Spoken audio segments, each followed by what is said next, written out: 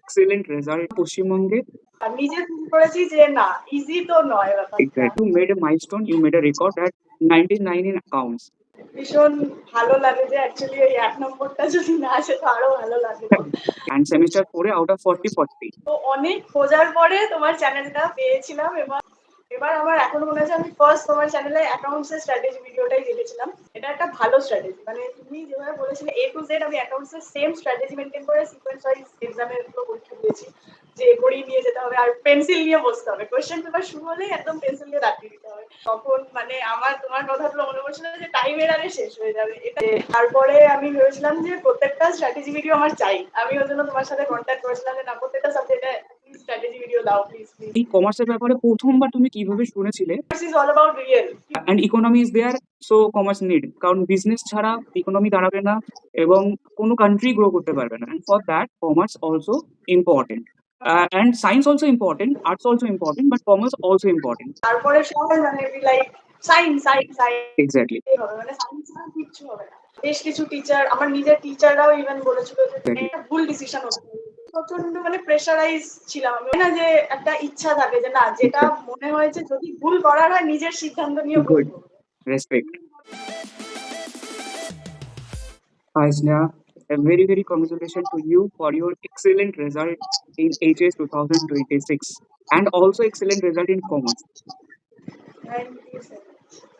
So যেটা বলবো যে এই বছর উচ্চ মাধ্যমিক পরীক্ষা পশ্চিমবঙ্গে প্রথম সেমিস্টার বেস এক্সামিনেশন ছিল। তো প্রত্যেকটা স্টুডেন্টসের ফেস করতে হচ্ছে ইস্যুস লাইক এক্সাম কি প্যাটার্নে হবে, আগে কোনোদিন বই ছিল না, সেমিস্টার ওয়ানে যখন প্রথম আমরা ভর্তি হই, দেন জীবনেও প্রথমবার কমার্স, তারপরে জার্নি শুরু, এই সমস্ত ডিস্ট্রাকশন, আর ফাইনালি উচ্চ মাধ্যমিক পরীক্ষায় এত ভালো রেজাল্ট করেছো। So what you think about it? তো অ্যাকচুয়ালি যেটা তুমি বললে একদম যে সেমিস্টার সিস্টেম শুরু হওয়ার জন্য প্রত্যেকটা টিচারও এমনকি মানে ভীষণভাবে কনফিউজ ছিল। আর আমি যেহেতু ক্লাস 10-এ বাংলা মিডিয়ামে পড়তাম, এবার তারপরে 11-এ উঠে ইংলিশ মিডিয়ামে শিফট করেছিলাম, তার উপরে কমার্স। কারণে অনেকেই মানে অনেক রকম বলেছিল, এবার তার উপরে সেমিস্টার বুক চেঞ্জ হয়ে গেছে। আমি অ্যাকচুয়ালি আমার দিদির থেকে বুকস নিয়ে দেখেছিলাম যে কমার্সে কি মানে বই টই রয়েছে, তো সেটা থেকে আমি ডিসিশন নিই যে কমার্স নেবো। এবার তারপরে সেমিস্টার সিস্টেম হঠাৎ করে আর পুরো চেঞ্জ হয়ে গেল, তো একটু টেনশন ছিল যে সেমিস্টার সিস্টেমে কি হবে, একটু অসুবিধা। এবার অনেক টিচার বলেছিল যে সেমিস্টার সিস্টেমে ইজি হয়ে যাবে ব্যাপারটা আরো, বাট নিজে ফিল করেছি যে না ইজি তো নয় ব্যাপারটা। এক্স্যাক্টলি। অ্যান্ড এই সেমিস্টার বেস সিস্টেম প্রথমবার উচ্চ মাধ্যমিক পরীক্ষা পশ্চিমবঙ্গে, আর সেখানে you made a milestone, you made a record at 99 in accounts. So what do you think about it? ভীষণ ভালো লাগে যে অ্যাকচুয়ালি এই 1 নম্বরটা যদি না আসে তো আরো ভালো লাগে। Exactly. ওটা ছিল অ্যাকচুয়ালি, হ্যাঁ, তো ওটা দিয়েছিল অ্যাকচুয়ালি আমার আগের সেমিস্টারের এমসিকিউ তে একটা নম্বর দিয়েছিল, কারণ অ্যাসারশন রিজন আমার সত্যি প্রথম থেকে ভীষণ মানে কনফিউজিং লাগতো, মানে প্রচন্ড অসুবিধা হতো। প্রত্যেকটা স্টুডেন্টেরই একটা উইক পয়েন্ট থাকে, তো অ্যাসারশন রিজনই আমার 1 নম্বর দিয়েছিল। তো ওটা বাকি আর কি করা যাবে, বাকি তো এই সেমিস্টারে তো কভার আপ করার চেষ্টা করেছিলাম। এক্স্যাক্টলি। তারপরে তুমি সেমিস্টার 3 তে আউট অফ 40 39 পেয়েছিলে, and semester 4 A out of 40 40। That is also milestone, right? Okay. So first of all আমি যে প্রশ্নটা দিয়ে কনভারসেশনটা শুরু করবো সেটা হচ্ছে, ক্লাস 10 এর আগে কমার্স আমাদের জীবনে কোনোদিন ছিল না, কোনোদিন শুনিও নি, রাইট? আমাদের জীবনে প্রথমবার কমার্স নামক একটা বস্তু জীবনে আসে, মনে হয় যেন মহাকাশ থেকে কিছু একটা চলে এসছে আমাদের জীবনে, প্রথমবার শুনি। তো এই কমার্সের ব্যাপারে প্রথমবার তুমি কিভাবে শুনেছিলে, আর এটার ব্যাপারে প্রথম থটস কি ছিল? অ্যাকচুয়ালি ছোটবেলায় আমার কাছে একটা বিষয় ক্লিয়ার ছিল যে আমি সায়েন্স তো আমার ভালো লাগে না, মানে আমি ঠিক আছে পড়াশোনায় আমার গ্রেডস বরাবরই ভালো, বাট স্টিল হয় না যে একটা ডাক্তার ইঞ্জিনিয়ার প্রফেশনে তো যাবো না। এবার সেটা নিয়ে ভীষণ কনফিউশন ছিলাম যে কি করবো। প্রথম দিকে ইচ্ছা ছিল যে জার্নালিজম নিয়ে নিই, মানে তার জন্য আর্টস নেব।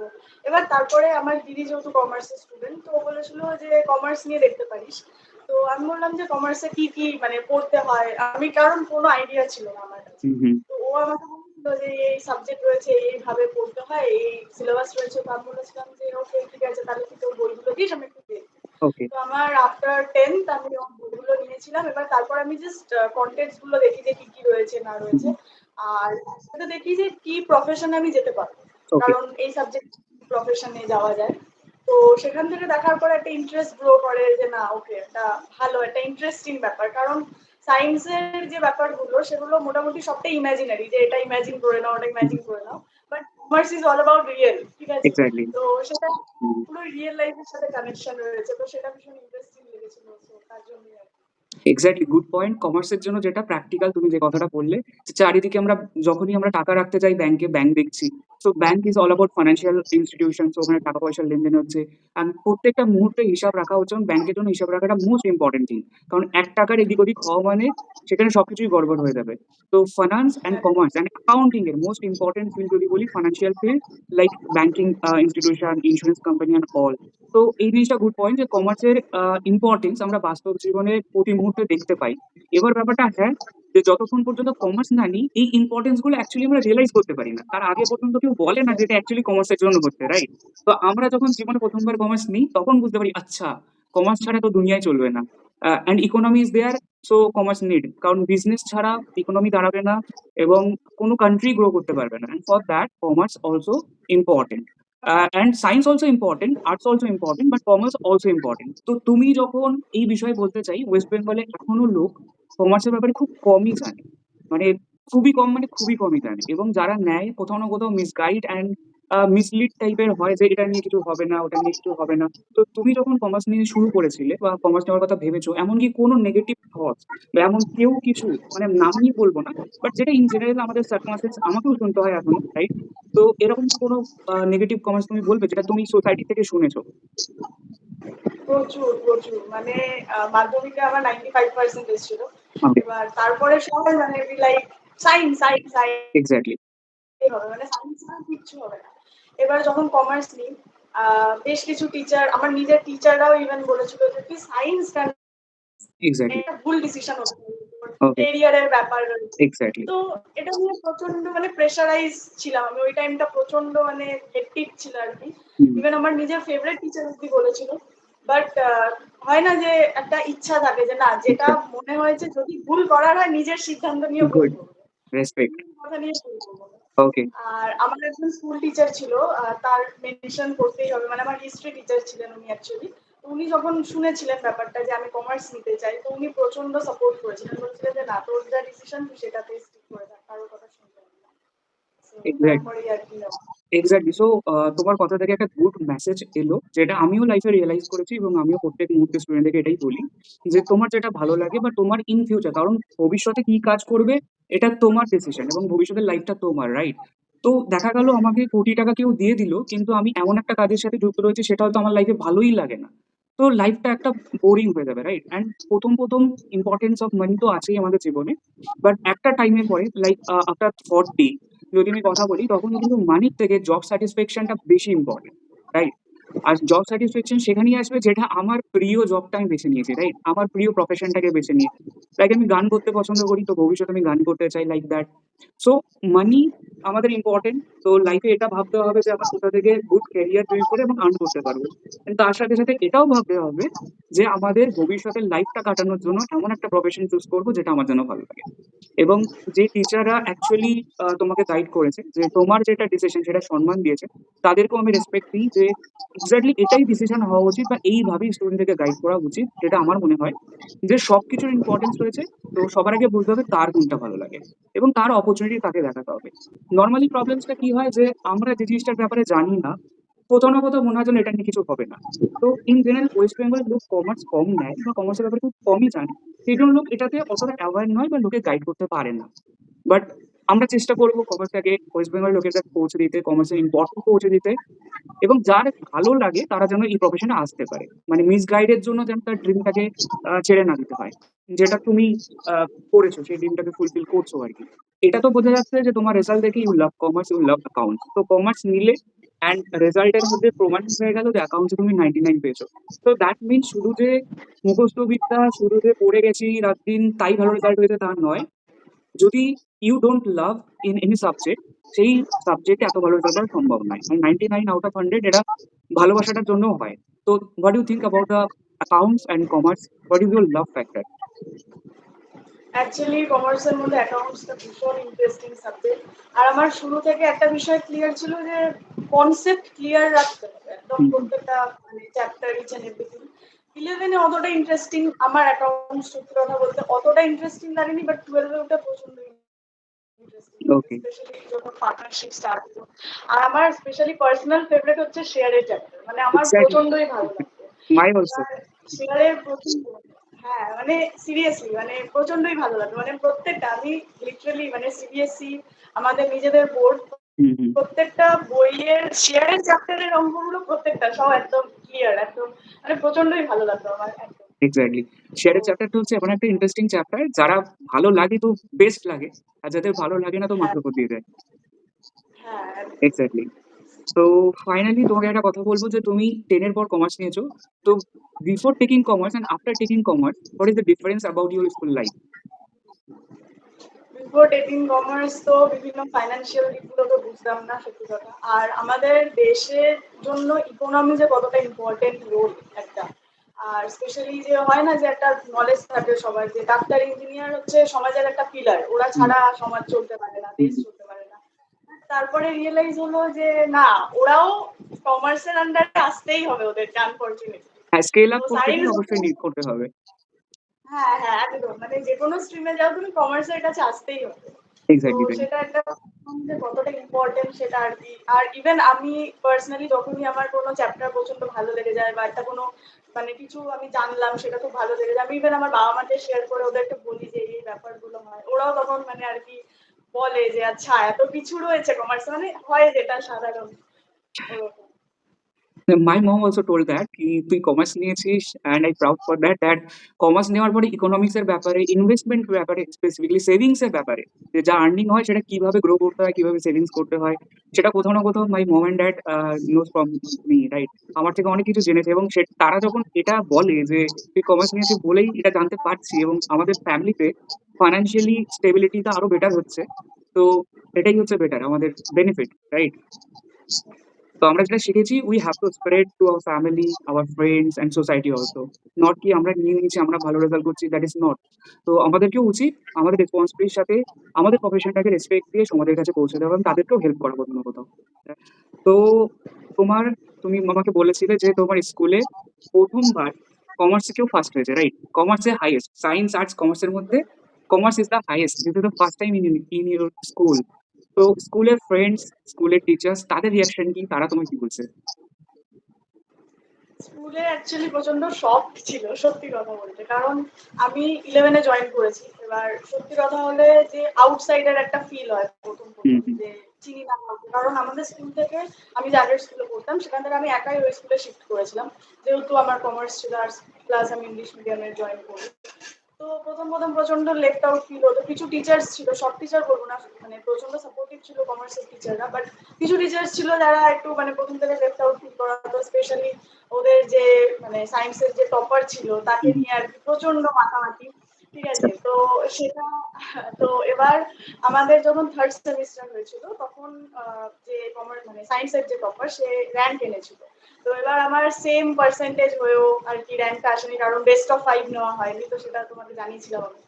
তো তারপরে যখন এই সেমিস্টারে এসে ফাইনালি মানে একটা টপকে যাওয়া, এই এক্স্যাক্টলি। ব্যাপারটা আমাদের তো আর কি স্যাটিসফ্যাকশন, নিজের কাছে এক্স্যাক্টলি। স্যাটিসফ্যাকশন। ঠিক এক্স্যাক্টলি। আছে।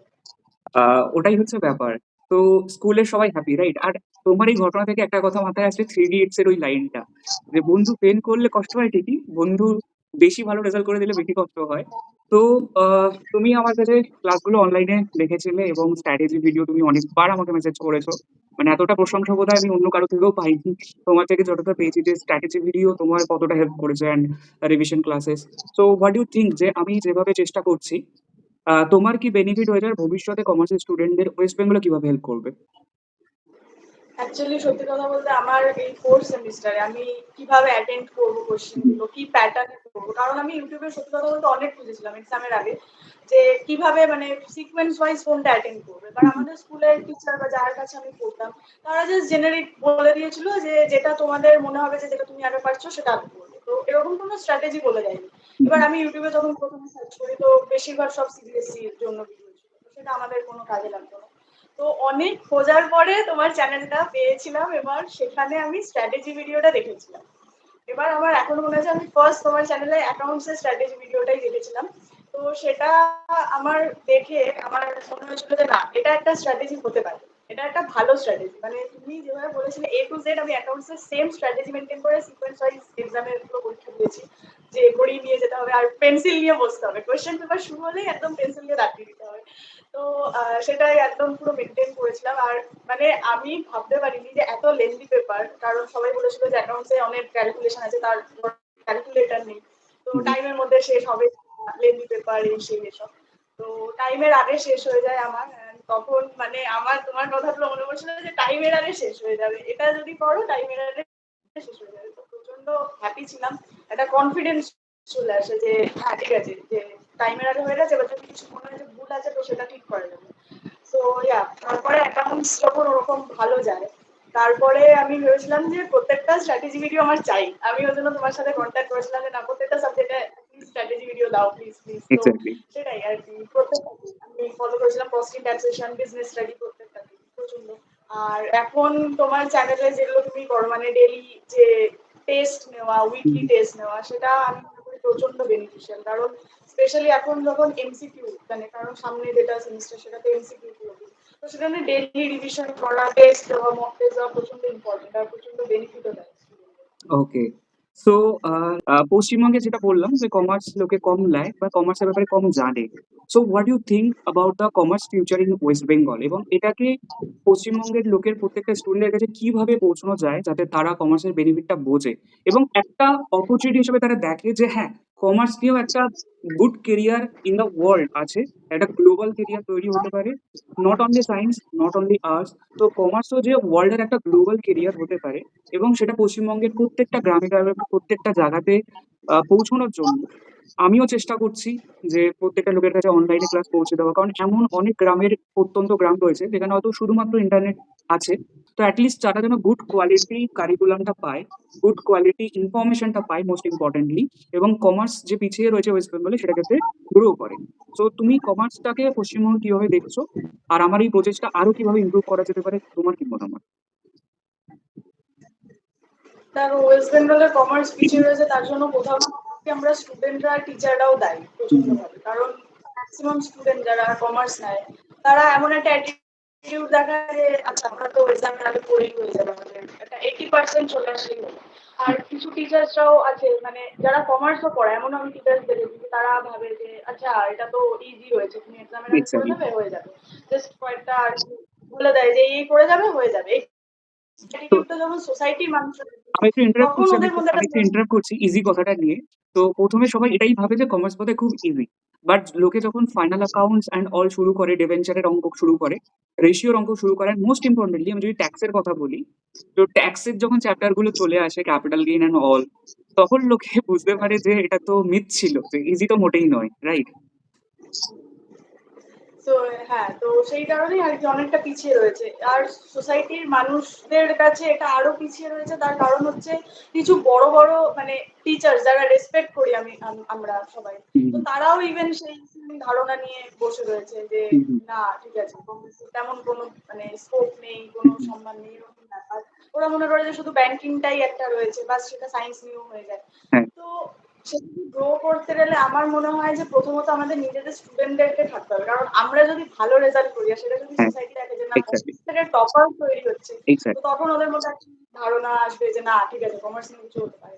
বা আমরা যদি নিজেদের একটা মাইলস্টোন ক্রিয়েট করতে পারি যে একটা কোনো ভালো জায়গায় পৌঁছে যাওয়া বা কিছু করা, তো সেটা তখন একটা ধারণা তৈরি হবে যে আরো গ্রো করতে পারবে। আর তোমার চ্যানেলে স্পেসিফিক্যালি আমি বলবো যে তোমার চ্যানেলে তুমি যেভাবে এগোচ্ছ সেটা প্রচন্ডই আমার মানে ভীষণ ভালো লাগে। এবার আমি মনে করবো যে তুমি যদি এক্সামের আগে স্পেসিফিক্যালি স্টুডেন্টরা যদি প্রচন্ড কনফিউজ থাকে, তুমি যদি এক্সামের আগে একটা লাইভ সেশন নাও ওকে। স্টুডেন্টদের, সেটা আমার মনে হয় যে প্রচন্ড হেল্প হবে। কারণ আমি এরকম দেখেছি যে ওয়েস্ট বেঙ্গলেরই কয়েকজন টিচার আর কি, কমার্সের কথাই বলবো, নাম নেবো না, বাট তারা কোনো মানে লাইভ নেয় এক্সামের আগে, মানে বলবো না যে নেয় না, নিয়েছিল, বাট সেই মানে ইন্টারঅ্যাক্টিভ নয় ব্যাপারটা, যে কোয়েশ্চেন করছে স্টুডেন্টরা, এবার হ্যাঁ ঠিক আছে পড়াবো পড়াবো করতে করতে 1-2 ঘন্টা করিয়ে নিল, বললো যে মানে ওপেনলি লাইভে আমি বলতে দেখেছি যে বলছে যে আমার প্রাইভেট টিউশন রয়েছে, আমাকে তাদেরকে দেখতে হবে, তো আমাকে এখন লাইভ সেশন এড করতে হবে। ওকে। তো এটা প্রচন্ড মানে প্রচন্ড বাজে লাগলো ব্যাপারটা। তখন আমি প্রথম থেকেই আর কি সিবিএসসি টিচারদেরকে ফলো করতাম, ঠিক আছে? তো কারণ যে ওদেরকে এমনও টিচার রয়েছে যে তারা মানে টানা 7-8 ঘন্টা লাইভ করাচ্ছে একদম। উইদাউট মানে তাদের মধ্যে একটা একটা মানে কনফিডেন্স আছে, একটা কনফিডেন্স আছে, একটা প্যাশন আছে, জেদ আই হ্যাভ আছে টু ডু যে for something students, for students. Hmm, hmm. হ্যাঁ, এবার আমার সাথে তাদের সিলেবাস ম্যাচ করে না ঠিক, এবার কিছু কিছু চ্যাপ্টার্স ম্যাচ করে। তো আমি তাদেরকে ফলো করতাম, তাদের লাইভ গুলো অ্যাটেন্ড করতাম, কারণ তেমন কোনো লাইভ ভিডিও আমি দেখিনি। আর লাইভ হলেও ওয়েস্ট বেঙ্গলের টিচাররা খুব জোর 1 থেকে 3 ঘন্টা ব্যাস, আর জি। তার থেকে বেশি না। তো এটা প্রচন্ড হেক্টিক লাগে। স্টুডেন্ট যখন দেখবে যে টিচারের মধ্যে একটা প্যাশন, তখন তারও একটা ইচ্ছা করবে যে না আমাকেও কিছু একটা করতে হবে। তো আমি বলবো যে একটা লাইভ সেশন করাও, যে এক্সামের আগে হুম, হুম। স্পেসিফিকলি, তাতে স্টুডেন্টদের সত্যি কথা বলতে খুব হেল্প হবে। হ্যাঁ, ওটা প্ল্যান আছে। গুড পয়েন্ট তোমার। তো অ্যাকচুয়ালি সেটআপটা এখনো তৈরি হয়নি। বিকজ লাইভ করতে গেলে একটু বেশি সেটআপ দরকার।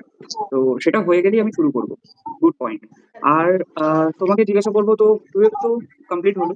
লাইফের একটা ইম্পর্টেন্ট মাইলস্টোন কমপ্লিট হলো। আর এইবার যেটা শুরু হচ্ছে কোথাও না কোথাও, this will be your life. মানে নেক্সট ৩ থেকে ৪ বছর তুমি যেটা করবে এক্স্যাক্টলি সেটাই হচ্ছে তোমার লাইফ হবে in future. So what is your future plan about the commerce? মানে তুমি ফিউচার কেরিয়ার হিসেবে কি কি আমার দেখছো? ফিউচার কিন্তু আছে। সরি। হ্যাঁ, আমার ফিউচার কেরিয়ার হিসাবে তো আমি ভেবেছি চার্টার্ড অ্যাকাউন্টেন্ট এর ওকে। জন্য করব। হুম, হুম, তো তার জন্য রেজিস্ট্রেশন করাবো, মানে হুম, করিয়ে নিয়েছি অলরেডি। সেটা নিয়েই প্ল্যান রয়েছে। হুম, এবার সেটাতেই দেখছি আর কি, অনেকে বলছে যে চার্টার্ড অ্যাকাউন্টেন্ট অনেকটা কঠিন একটা কোর্স, মানে হুম। সবাই করতে পারে না, ক্লিয়ার করতে পারে না, মাঝপথে ছেড়ে দেয়। তো সেটা নিয়ে একটু টেনশন হচ্ছে, বাট স্টিল একটা জেদ রয়েছে যে না ঠিক আছে করবো, এত কিছু যখন করে ফেলেছি তো এটাও করতে হবে, এটাও একটা লাগবে দরকার। তো তো তোমার হ্যাঁ, তাই এই যে ইচ্ছা লং আছে। কোর্স তুমি শুনেছো, সেটার বিষয়ে আমি একটু বলতে চাই। তুমি ইউটিউবে একটু সার্চ করবে ইয়ংগেস্ট সিএ ইন ইন্ডিয়া বলে, ঠিক আছে? তো একটি মেয়ের ভিডিও পাবে। আমিও তাকে খুব রেসপেক্ট করি। তারা ভাই বোন দুজনেই সিএ কোয়ালিফাই করেছে একই সাথে। আর মেয়েটি ওয়ার্ল্ডে গিনেস ওয়ার্ল্ড রেকর্ড করেছে সব থেকে কম বয়সে সিএ কোয়ালিফাই করেছে। তো যারা হ্যাঁ, কলেজ, আমি তাহলে দেখেছি। এক্স্যাক্টলি আমি তাকে প্রত্যেকদিন ফলো করি। মানে তার ভিশন, তার নানসিনা এক্স্যাক্টলি তাই। তো এটা দেখলে তোমারও মনে হবে যে মানে তা খুব যে বেশি টাইম লাগে সেটা নয়। দ্য থিং ইজ প্রসিডিওর, যে তুমি প্রথম থেকে কি থটস নিয়ে কিভাবে ওটাকে দেখছো এবং কিভাবে স্টেপ বাই স্টেপ এগোচ্ছ। তো 12 এর পরে যদি আমরা সঠিকভাবে সঠিক সময় রেজিস্ট্রেশন, সঠিক এক্সামস, আর এখন তো আমাদের ফাউন্ডেশন অ্যান্ড ইন্টার 3 বার করে বছরে এক্সাম হচ্ছে। তো এটা একটা বেনিফিট যে আমার যদি এই টার্মে নয়, নেক্সট 3 মান্থসে তো আমি আবার দিতে পারবো। তো প্রিপারেশনটা আগে দরকার, সাবজেক্টে কনফিডেন্স দরকার, টেস্ট দিতে হবে NTP RTP, and then exam তাড়াতাড়ি কোয়ালিফাই করা যায়, এমন নয় যে খুব বেশি সময় লাগে। আমার তো মনে হয় বিকম কোয়ালিফাই হতে হতে সিএ কোয়ালিফাই করে দেওয়া সম্ভব। কিভাবে তুমি নেক্সট প্রিপারেশন নেবে সিএ ব্যাপারে? অ্যাকচুয়ালি আমার রেজিস্ট্রেশন হয়ে গেছে, মানে ওকে। করে নিয়েছি আমি রেজিস্ট্রেশন।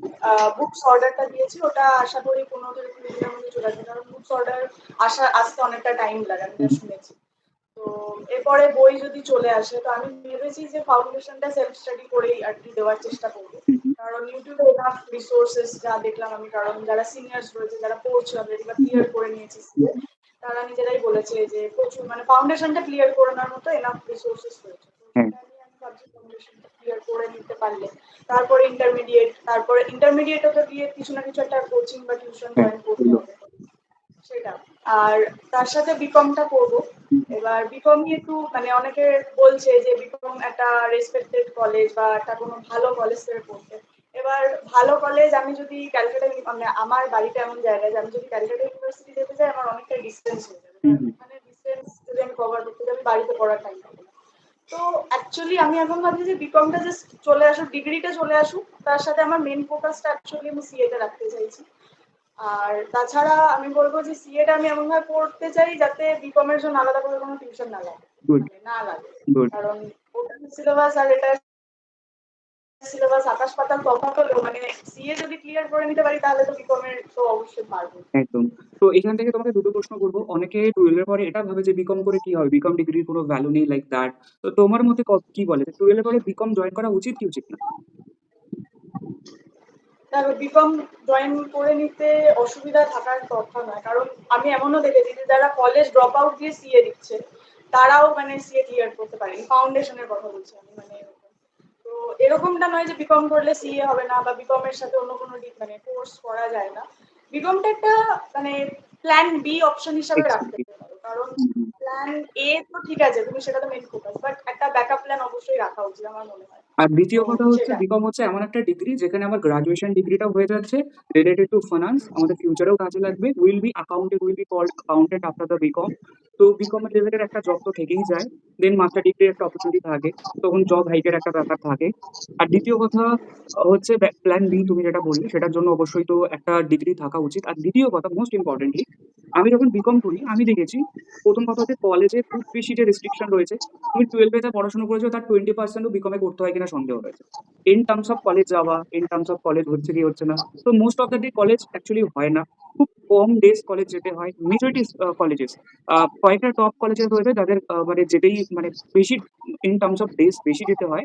বাট তবুও মেজরিটি কলেজেস যদি কথা বলি, কলেজের কারিকুলামটা হচ্ছে এমন একটা যেটা হচ্ছে আমার ডেইলি বেসিসে কলেজ যেতে হয় না, খুব কম যেতে হয় মাসের মধ্যে।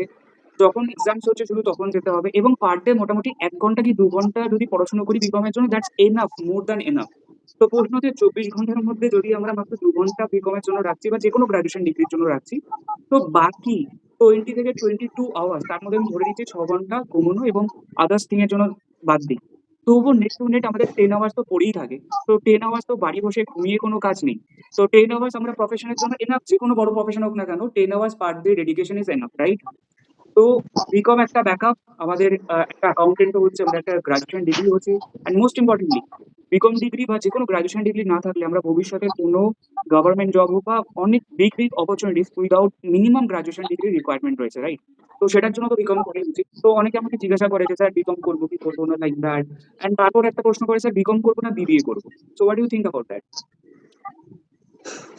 দেখো, যদি ফিউচার এমবিএ এর প্ল্যান থাকে তাহলে তো অবশ্যই বিবিএটা করে নেওয়া বেটার, কারণ ফাউন্ডেশন একটা ক্রিয়েট হয়ে যায়।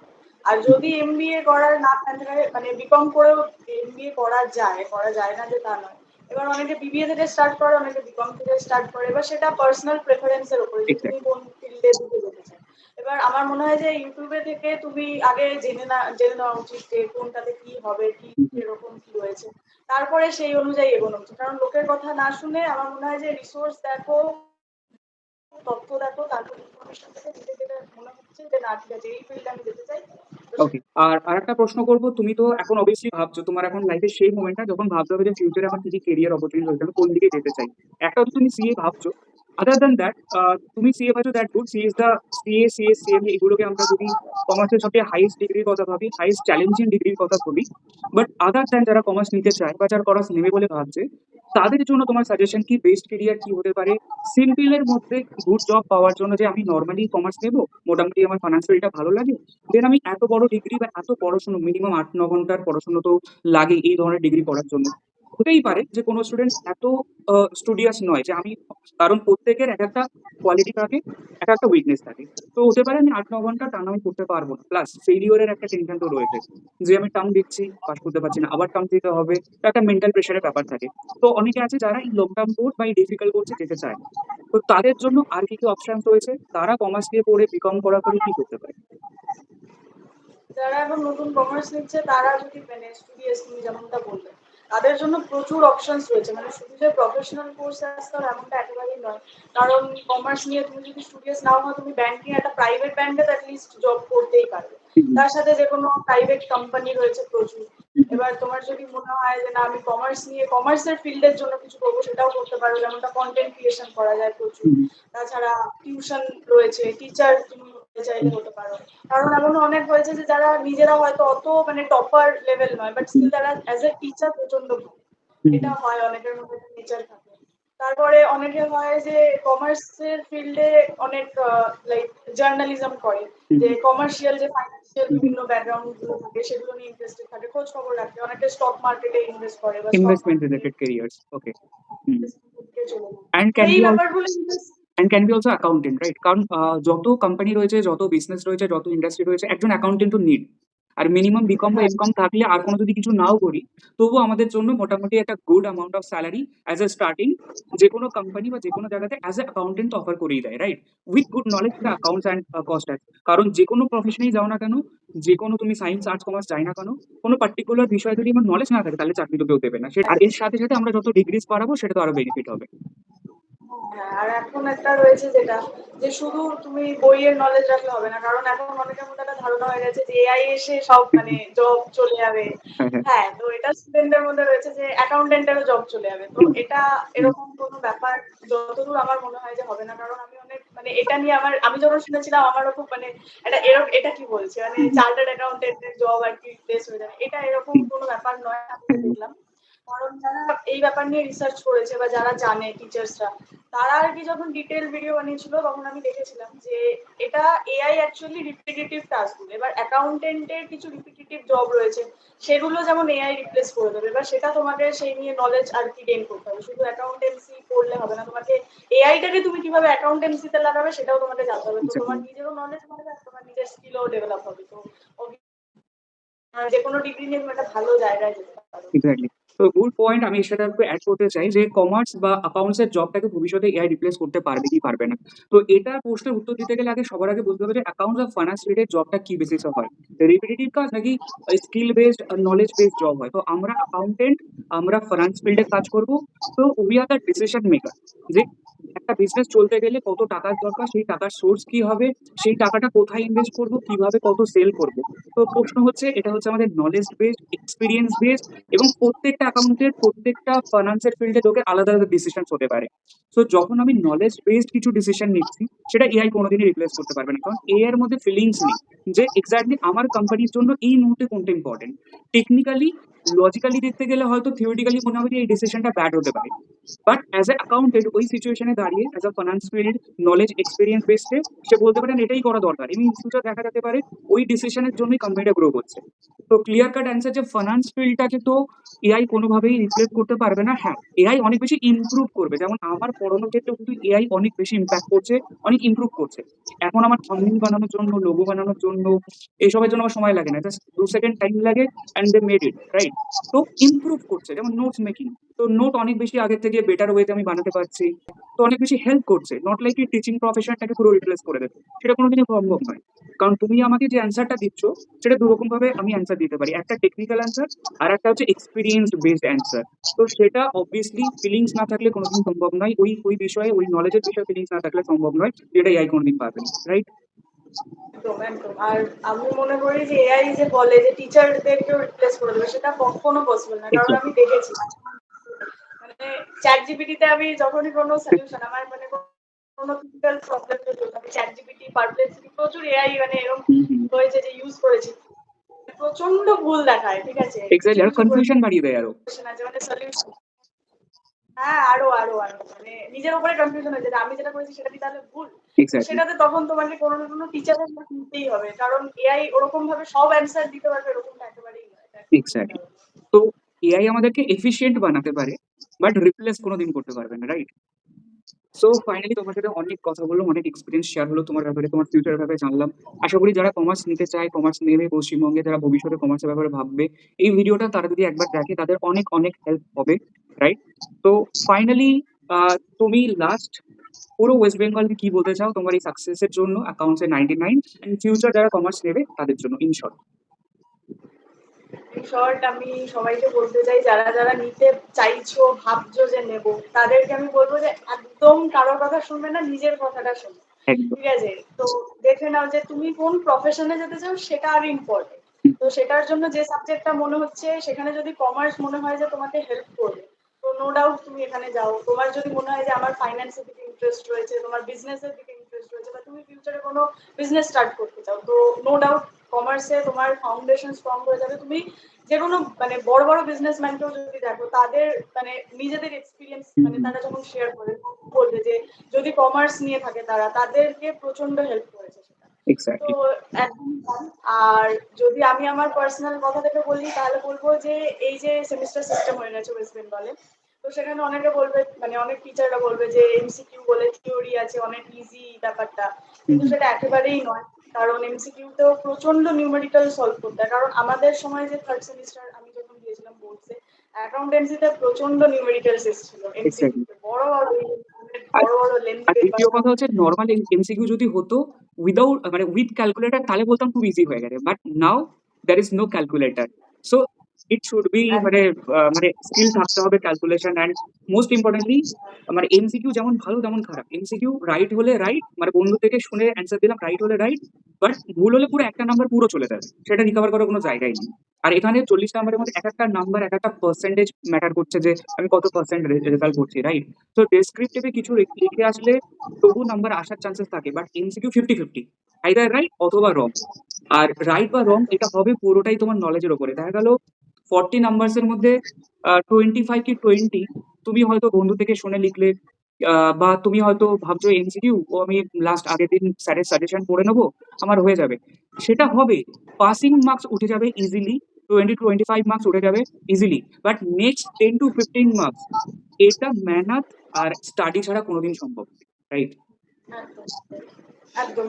তারপর কিছুটা তোমার মানে ওই মুহূর্তে দাঁড়িয়ে তোমাকে নলেজটা অ্যাপ্লাই করতে হবে, কারণ এক্স্যাক্টলি, অ্যাসারশন রিজন হতে পারে যে তোমার না জানার এক্স্যাক্টলি। মধ্যে চলে আসবে। তো সেটা তোমাকে নিজের নলেজ দিয়ে নিজের একটা মাথা লাগাতেই হবে সেখানে। আর সেমিস্টার 4 বা যেটা ডেসক্রিপটিভ এক্সাম সেখানেও স্ট্র্যাটেজি লাগবে। আর যেটা অনেকের মধ্যে, আমার মধ্যে যেটা মিথ্যা ছিল আমি সেটা বলি, যে থিওরি লিখলে নাম্বার পাওয়া যাবে না, এটা অনেক স্টুডেন্টের মধ্যে থাকে। তো হ্যাঁ, এটা তোমার ভিডিওতেও তুমি বলেছিলে না, এটা একদমই ভুল। তো তোমার কথা শুনে একটা কনফিডেন্স এসেছিল যে না ঠিক আছে, থিওরি লিখলে নাম্বার পাওয়া যাবে। এবার আমি যেটা পার্সোনালি ফলো করেছিলাম সেটা আমি শেয়ার করে দিই, কারণ যারা মানে পরবর্তী স্টুডেন্ট তাদেরকে বলবো যে কোয়েশ্চেন তোমার যদি কমার্সে যদি স্টেপ মার্কিং এ আসে থিওরি, আর যদি তার সাথে অঙ্ক আসে, স্টেপ মার্কিং এর থিওরি করে নাও। কারণ আমি এটা নিজে ফলো করে আমার এইবারে অ্যাকাউন্টেন্সিতে 40 আউট অফ 40 এসেছে। হ্যাঁ, যে এক্স্যাক্টলি। একটা এমন এসেছিল, আমার এখনো মনে আছে, যে শেয়ারের অঙ্ক এসেছিল। অঙ্কটা আমার অঙ্ক খুবই করতে ভালো লাগে, বাট এক্সাম তোমার সবসময় নলেজ দেখানোর জায়গা না, তোমাকে স্ট্র্যাটেজি মেনটেন করতে হবে, কারণ তোমার নাম্বারটাও তোমার ম্যাটার করে। তো সেখানে 3টে কোয়েশ্চেন এসেছিল, 3 নাম্বারের ছিল মেবি কোয়েশ্চেনটা। তো একটা 3 নাম্বারের অঙ্ক এসেছিল, আর একটা 3 নাম্বারের থিওরি কোয়েশ্চেন। তো তিনটে সেখানে 1 নম্বরের কোয়েশ্চেন ছিল। তো আমি সেটা অ্যাটেন্ড করেছিলাম, কারণ ওটাতে টাইম বাঁচছে, ওটাতে তোমার নলেজটা একদম অল্পের মধ্যে তুমি লিখে নিতে পারছো, টাইমও শেষ হয়ে যাচ্ছে। আর তোমার নাম্বারটা একদম পুরো মানে দুটো ঠিক হলে অ্যাটলিস্ট তুমি 2 নম্বর পেয়ে যাবে। আর এক্স্যাক্টলি, 3টে ঠিক হলে তো কোনো ব্যাপারই নয়। এক্স্যাক্টলি। হ্যাঁ, আর ক্যাশ ফ্লোতেও দাম হয়েছিল। তো এটা আমি বলবো যে এটা মেনটেন করতে, এতে তোমাদের নিজেদের প্রচন্ড মানে যারা স্টুডেন্টরা রয়েছে তাদেরকে সুবিধা হবে প্রচন্ড। আর আমার যে প্রচন্ড থিওরি ভালো আসছে। লিখেছে অ্যান্ড তারপরেও একাংশে 40-40 পেয়েছে, তো এটা তো প্রুফ হয়েই গেল যে এক্সামে স্ট্র্যাটেজি ম্যাটার করে। নট কি অঙ্ক করলেই নাম্বার আসবে, থিওরি করলে আসবে না। বিকজ স্ট্র্যাটেজি ম্যাটার্স করে যে আমি এক্সামে বেস্ট নাম্বার কিভাবে আনবো। তখন শুধু শুধু হার্ডওয়ার্ক নয়, তখন হার্ডওয়ার্কের সাথে সাথে মোস্ট ইম্পর্টেন্ট কাজ করে স্মার্ট ওয়ার্ক, রাইট? এটা প্রুফ হয়ে গেল। তো এটা গুড মেসেজ যারা ভবিষ্যতে পরীক্ষায় বসবে। তো finally best of luck for your future golden career in commerce. আশা করবো তোমার যে নলেজ হয়েছে কমার্সটা তোমার যেভাবে ভালো লাগে, যেভাবে ভাবছো ইন ফিউচার তোমার সাথে তোমার রিলেটেড যত ফ্রেন্ডস ফ্যামিলিস যারা আসবে তাদেরকে তুমি মোটিভেট করবে। অ্যান্ড আমার সাথে তো তুমি কানেক্টেড আছোই বা থাকবে, তো সেটা থ্রু দিয়েও ভবিষ্যতে অনেক স্টুডেন্টস অনেকে মোটিভেটেড হবে। So best of luck for your career in future.